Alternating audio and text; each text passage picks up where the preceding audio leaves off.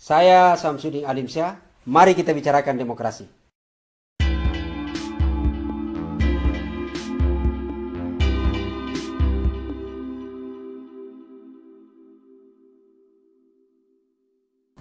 Assalamualaikum warahmatullahi wabarakatuh. Sobat sekalian, alhamdulillah kita jumpa lagi di channel Ustadz Demokrasi.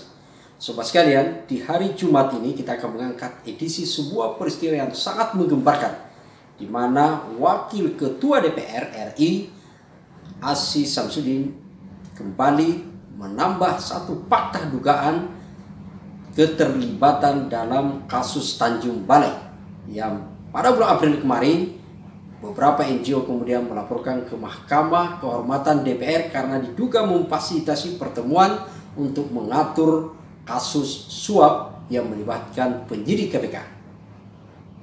Aziz Samsudin sebenarnya sudah pernah diperiksa di KPK, bahkan DPR sudah digeledah oleh KPK. Tapi kemudian Aziz Samsudin seperti dengan para tersangka yang lain selalu di publik membantah bahwa itu adalah sumir, dan yang faktanya adalah mereka mengaku tidak terlibat dan tidak tahu menau dengan kasus Tanjung Balai. Tapi itulah pengakuan Aziz.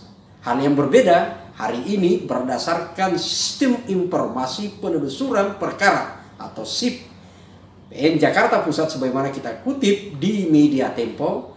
Ternyata Aziz Samsudin yang mantan Ketua Komisi 3 yang membidangi masalah hukum termasuk bermitra dengan KPK, terbongkar bahwa Aziz adalah salah seorang juga yang terlibat dalam kasus suap kasus Tanjung Balai, kasus korupsi Tanjung Balai.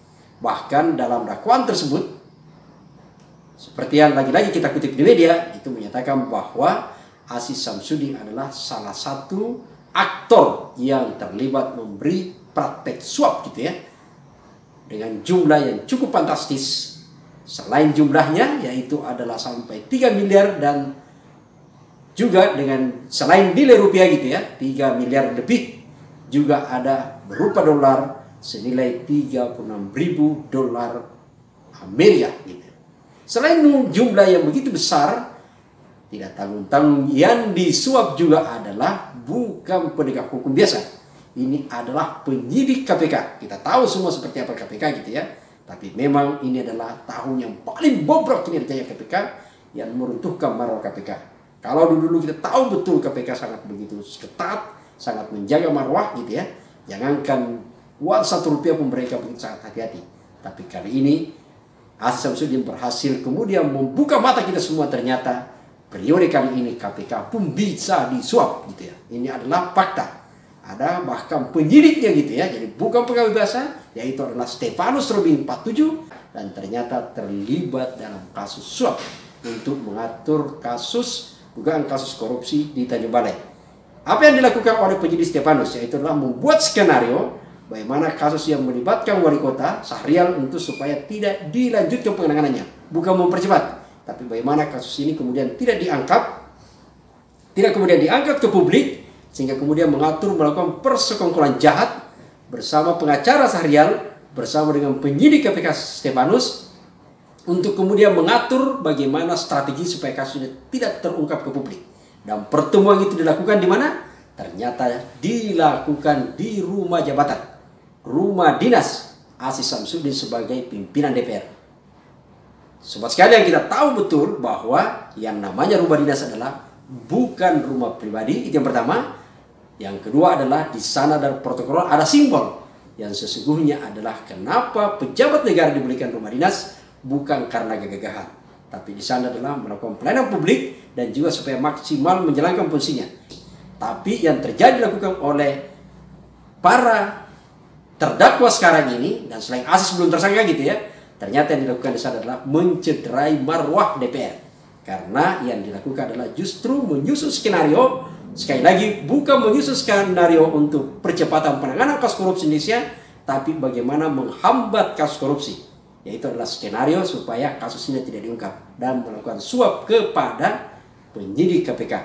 Ini adalah bukti nyata bahwa yang bersangkutan melanggar undang-undang KPK dan juga adalah undang-undang MD3 termasuk keprotokoloran DPR. Oleh karena itu pertanyaan besar sebenarnya adalah di luar konteks bahwa ada fakta Aziz Syamsuddin ternyata terlibat dalam kasus ini melakukan praktek suap, pertanyaan besar kita adalah ada apa dengan Mahkamah Kehormatan DPR sampai melindungi Aziz Syamsuddin? Dan ada apa dengan Partai Golkar sebenarnya? Kita banyak pembelajaran berkaitan dengan MKD. Coba kita bahas bersama untuk tahap pertama gitu ya. Masalah MKD. Aziz Syamsuddin sebenarnya sudah dilaporkan oleh 5 organisasi masyarakat sipil. Ada organisasi masyarakat sipil dan ada secara individu yang melaporkan ke Mahkamah Kehormatan DPR. Tapi apa yang terjadi? Mahkamah Kehormatan DPR ternyata sampai hari ini tidak melakukan apa-apa. Bahkan diduga melindungi kasus ini. Karena faktanya adalah dengan berbagai argumentasi, berbagai alasan untuk kemudian kepada publik yang tidak masuk akal.